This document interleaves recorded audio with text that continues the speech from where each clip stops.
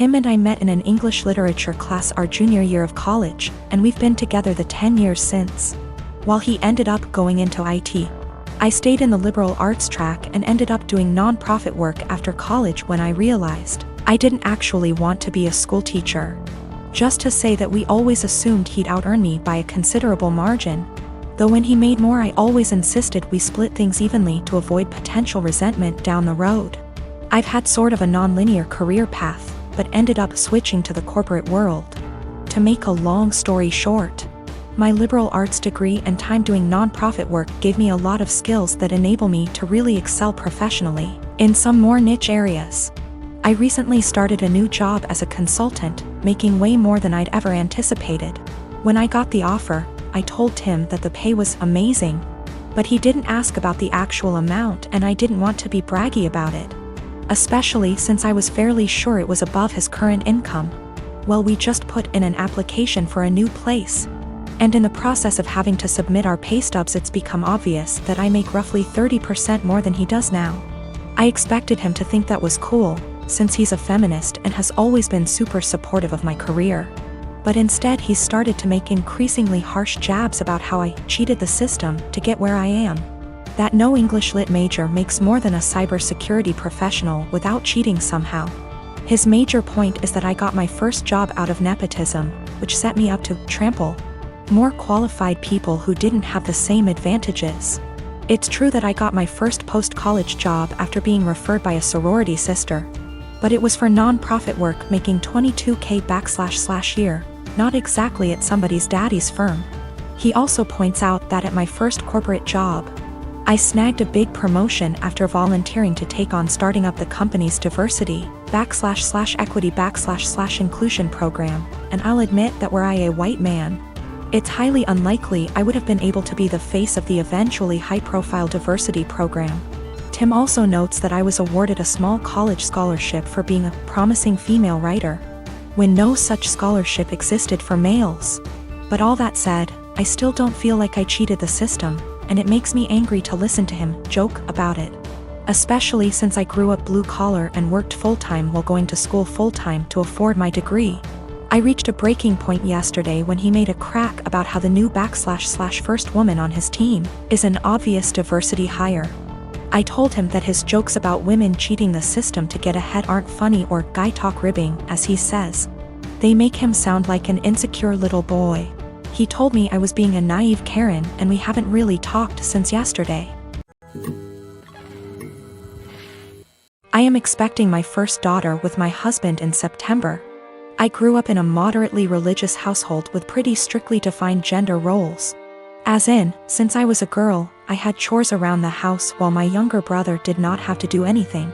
I don't talk to my parents for a variety of reasons, going on year 5 now, so they do not know I am pregnant. Both my aunts and grandparents were very supportive of me leaving my household and as such have been my main family. Being 6 months pregnant now, people have started to give gifts and I am very grateful for them.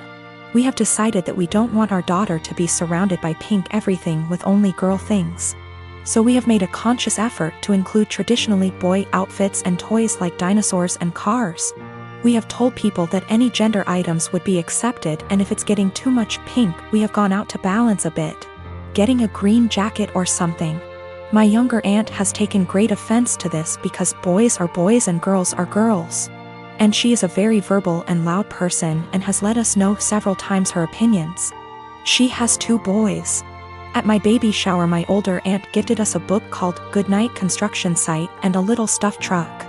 My younger aunt went on a tirade about how we are somehow making our daughter trans and not allowing her to be a girl. And she's a loud person, so of course her saying this was more like a yell. And in front of my very liberal in-laws who are very supportive of our choice. Pregnancy hormones took over and I grabbed the toy, gave it to my younger aunt and asked her what part of the penis was needed to operate this toy truck. She yelled that's not what she meant and left. The rest of the baby shower went fine, but it was a bit awkward after. Since then she has been blowing up Facebook where a bunch of people agree with her that I am making my daughter trans, and have been telling me that I was an asshole. The rest of my think what we are doing is fine, but that I shouldn't have handled it that way. I do not care if she ends up loving pink and unicorns etc., we will get her them then. I just was trying to balance out the sheer amount of pink items we were getting from friends and family. Almost every single gift has been heavily pink or girl influenced, to the point where she would not be dressed in anything but pink if we did not go out and buy some more boy things.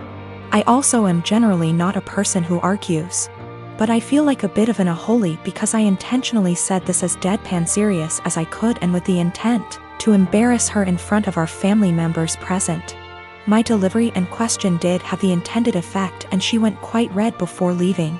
This was also the first transphobic comment I've ever heard out of her mouth. While we all grew up quite conservative, my older aunt coming out 27 years ago really changed my family's perspective. My grandparents have changed from what they previously viewed, and my aunt was always supportive of my other aunt. My younger aunt always wanted a girl, so I thought she was just trying to act out her fantasy girl with all her gifts and preferences. I've been with my fiancé for 3 years, 8 months engaged. We've had our ups and downs, but for the most part things have been pretty great, until she moved in 6 months ago.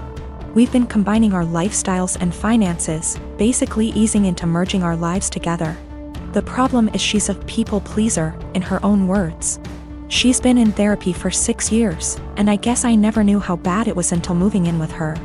A lot of which she's hidden from me. She recently was promoted into accounts payable at her company and realized she is the lowest paid person on payroll. She didn't negotiate a good starting wage, and has never asked for a raise, or had one, despite multiple promotions. She inherited a car a few months ago and sold it.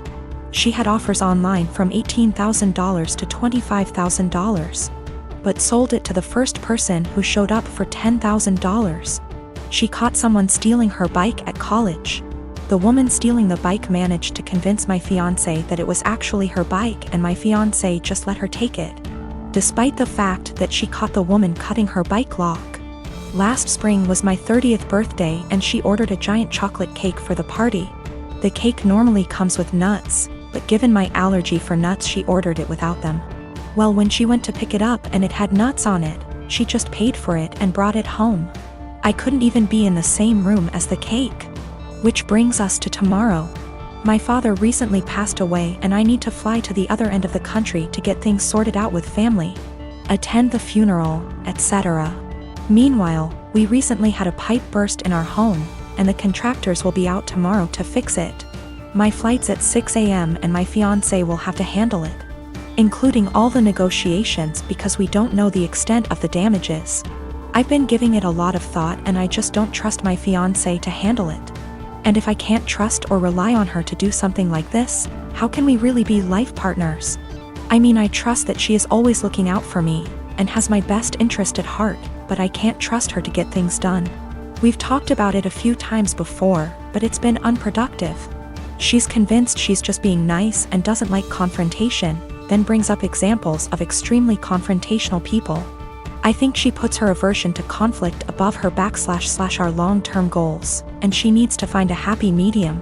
She doesn't understand how negatively this is impacting her life. But at the same time, we've had some amazing years together and she really is a great person. We're compatible in almost every other way. For the past 5 years, I've volunteered for a mental health hotline. I'm deeply passionate about the hotline's work, and I've devoted huge amounts of time and energy to answering calls, training new volunteers, and fundraising. I've become close friends with many of the people I volunteer with, and I get a lot of joy out of helping people who don't have a lot of other support in their lives. I love this organization. I can't imagine my life without it. Today, the head of the organization sent out an email announcing that they've hired a new volunteer coordinator. The girl who relentlessly bullied me in high school and made my life a living hell. I was completely blindsided. I moved across the continent after graduating from high school, and I have no idea how or when this girl moved to my city. I doubt she applied for this job to deliberately antagonize me, since we've had no contact since graduation and all volunteers are anonymous. So it's just a terrible coincidence. But it still means I'm going to have to be working with a person who was unbelievably cruel to me. I really don't know what to do.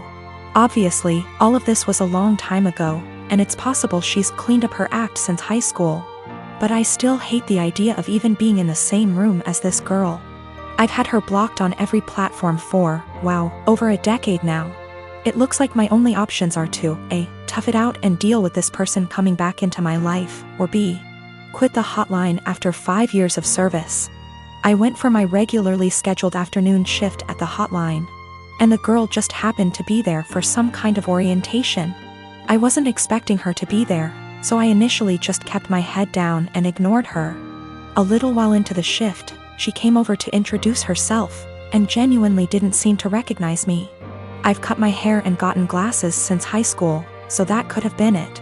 It was a very brief interaction, and I didn't say anything to her in return, just nodded and smiled. After she left, I asked my shift supervisor if I could speak with her privately. I followed some of the advice here, just letting her know that I have a history with this person and I'm not comfortable working with her directly. The shift supervisor was very understanding and said that she could arrange for me to only serve shifts when the girl isn't supervising. She also offered to let me schedule my shifts through her instead of through the girl, which I appreciated.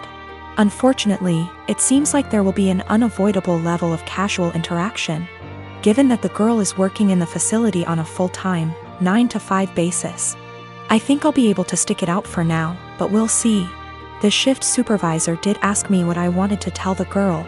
Vis an excuse for my not wanting to be on shift with her, but I couldn't think of anything to say. So I left it up to her.